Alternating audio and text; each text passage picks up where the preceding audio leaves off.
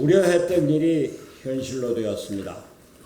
어제 문재인 정부가 한일 군사정보보호협정, 즉 지소미아를 종료하기로 결정한 데 대해서 바른미래당은 강한 유감을 표명합니다.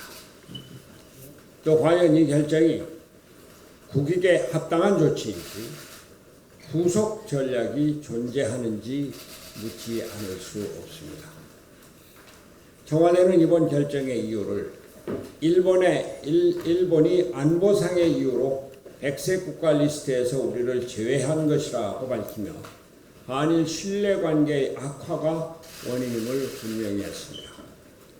그러나 잘 알려져 있듯이 지소미아는 한일 관계의 문제를 넘어서 실질적으로 한미일 삼각동맹의 문제이기도 합니다. 미국의 입장도 고려하지 않을 수 없는 문제인 것입니다. 이에 대해 청와대는 아직 공식 답변은 없었지만 미국도 우리 정부를 이해한다는 애매모호한 답변뿐이었습니다.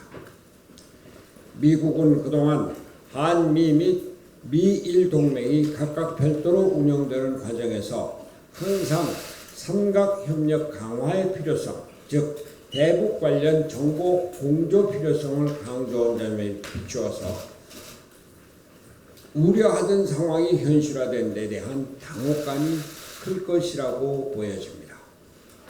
특히 최근 북한의 각종 고도화된 고성능 단거리 미사일 실험 동향 등에 비추어서 한일 간의 정보 공유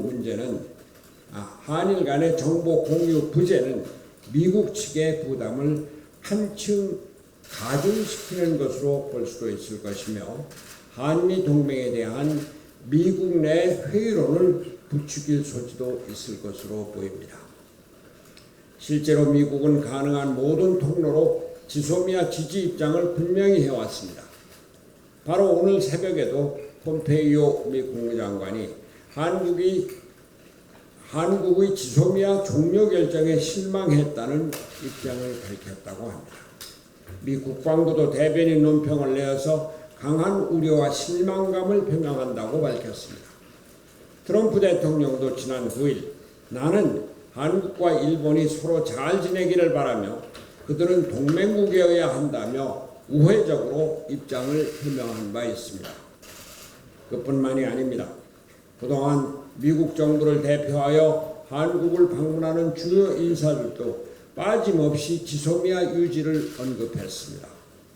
지난 7월에는 존 볼턴 백악관 국가안보보좌관이 그리고 이번 달에는 마크 에스퍼 국방장관과 스티븐 비건 대북 특별대표가 방한하여 지소미아 유지를 당부했습니다. 해리 해리스 주한미국 대사도 지난 20일 우리 기업인들과 만난 자리에서 지소미아 유지를 위해 기업이 역할을 해달라고 요청했습니다.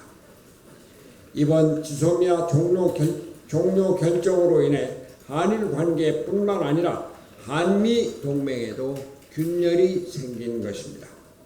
특히 제가 지난 최고위원회에서 말씀드렸듯이 지금은 미국의 방위비 분담금 5조 원 인상, 중거리 미사일 배치 등 자국의 국익 관철을 위해서 전방위적인 압박을 계속하고 있는 긴박한 시점입니다.